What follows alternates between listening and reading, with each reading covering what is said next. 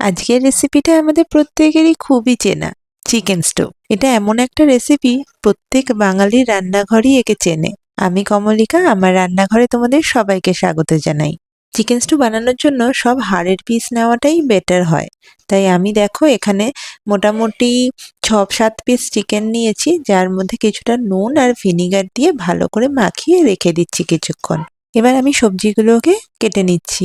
এখানে নিজের ইচ্ছে মতো সবজি দিতে পারো, তবে চেষ্টা করো গাজর, পেঁপে এগুলো দেওয়ার। এগুলো স্বাস্থ্যের জন্য খুবই উপকারী এবং স্টুয়ের টেস্টটাও অনেক বাড়িয়ে দেয়। ঘরে বাচ্চাদের ঠান্ডা লাগলে, জ্বর, সর্দি, কাশি হলে একটু স্টুটা দিলে তাদেরও যেমন খেতে ভাল লাগে আর মুখের স্বাদটাও ফিরে আসে অনেকটা।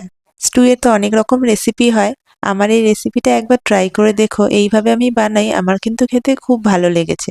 তোমরা একবার বানিয়ে আমাকে জানিও কেমন লাগলো। এবার কড়াইয়ে অল্প তেল গরম করে তার মধ্যে দুটো এলাচ, দারচিনি, তেজপাতা আর কিছুটা গোলমরিচ ফোড়ন দিয়ে দিয়েছি। আর আলুটাও সাথে দিয়ে দিলাম একটু ভেজে রাখার জন্য। আলুটা আমি একটু লালচে করে ভেজে নিয়েছি।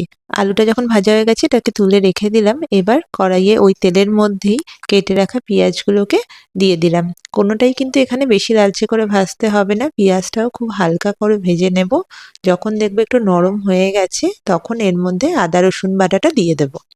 রসুনের কাঁচা গন্ধটা যখন চলে যাবে এর মধ্যে দিয়ে দেব কেটে রাখা টমেটোগুলো। সাথেই দিয়েছি একটু নুন আর হলুদ গুঁড়ো, সামান্য হলুদ গুঁড়ো, বেশি দেওয়ার দরকার নেই, চাইলে নাও দিতে পারো। টমেটোটা যখন একটু নরম হয়ে আসবে তখন পেঁপে আর গাজরগুলো দিয়ে দিয়েছি। বিনসটা এখনই দিচ্ছি না, কারণ বিনসটা না গলে যায়, সেই জন্য ওটাকে একটু পরেই দেব।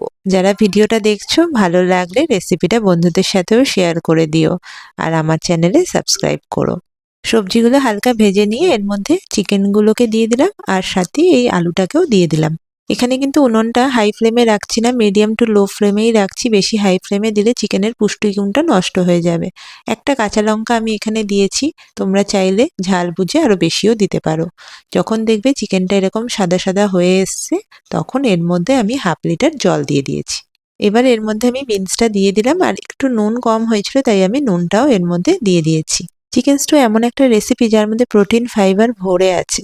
আর যে কোনো মানুষের যখনই শরীর খারাপ হয়, সে বয়স্ক হোক আর বাচ্চাই হোক, তাদের কিন্তু এটা খেতে খুব ভালো লাগে। তাদের একটু চাঙ্গা করে দেওয়ার জন্য এটা যথেষ্ট। 10 মিনিট বাদে যখন চিকেন আর আলু সবই সেদ্ধ হয়ে গেছে তখন এর মধ্যে কিছুটা কর্নফ্লাওয়ার গোলা জল দিয়ে দিলাম। স্টুয়ের ঝোলটা একটু ভারী রাখার জন্য এটা করলাম, তোমরা চাইলে নাও দিতে পারো। আর শেষে নামানোর আগে একটু গোলমরিচ আর বাটার দিয়ে দিতে হবে, তাহলেই এটা খেতে দারুণ হয়। এইভাবে একবার চিকেন স্টু বানিয়ে দেখো, আশা করি হতাশ হবে না।